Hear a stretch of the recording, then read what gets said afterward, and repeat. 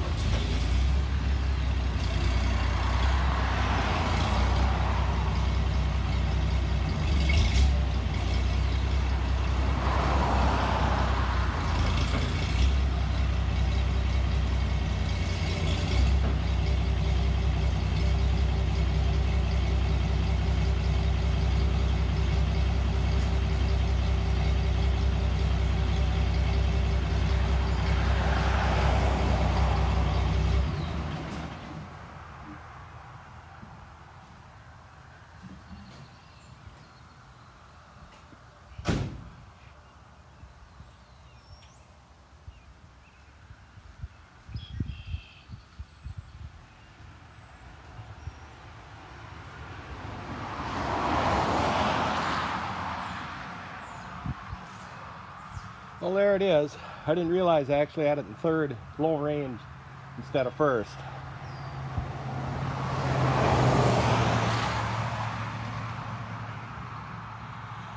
I hear it leaking a little air, so it must be pumping some air. That'll be the first, the key start and the brakes will be the first issues I'll be dealing with on it. Not that it has a lot. Thanks for watching. Good morning. It's Saturday, May 29th. Oh, about 6 or quarter after 6 in the morning. And I just wanted to show you that there's actually frost on the grass clippings this morning. Because I'm going to try doing a cold start on the white truck in a little bit. It hasn't been started in about 5 days. So I want to see how it starts on a cold morning. Well, a cool morning is what we'd call it in Wisconsin. But I just wanted to show you that there is frost on the grass. Well, it's Saturday morning, 6:30. I just showed you the frost on the grass.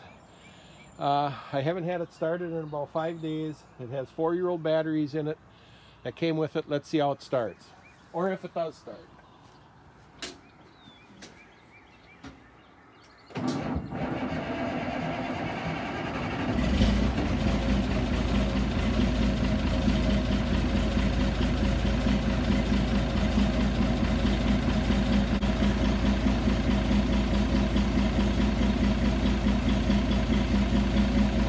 Not too bad for a 56-year-old truck. Of course, age really doesn't have anything to do with it. It has to do with the condition it's in, kind of like us.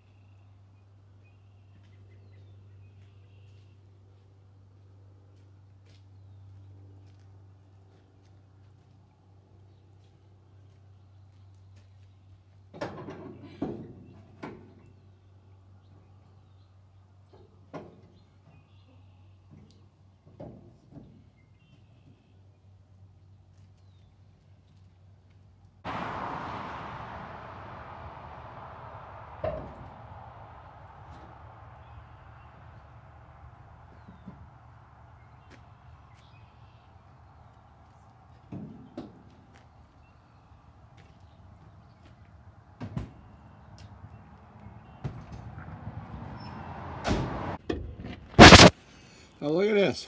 I raised the box. The bracket holding the PTO shaft broke off. You can see, I think it was bolted on. So, I don't know why it came off. But that's something for me to fix. And you can see it has the safety for the box on it. And one of the first things I'm going to do is, this is where the valve is located for the foot brake, and that's leaking. So that's one of the first thing I'm going to do is replace that and see if I can get the brakes to work properly. Yeah, there it is. That shaft came off. So I guess that's about it. I'll finish up a little bit on RD4. Have a good evening. There, I just looked underneath and found the bolt and nut and washers in there. So the bolt that holds that bracket just vibrated its way out. So that may be all it is. Well, here's a shot of the RD7 I pulled out of the weeds. You can see a little better with all the vines off of it. I sold it to a friend in South Dakota. It's one of those projects I'd probably never get to because I have so many. I remember as a teenager watching a neighbor plow with this RD4. He was pulling a 4-bottom John Deere trailer plow with a mechanical lift, and we could see him from our front yard as he made his way back and forth on a half-mile long field. Kind of ironic, I bought an early D4 with scraper from South Dakota, and this one's RD4 is going back to South Dakota. So hopefully I'll get to see it run again someday when he gets it restored.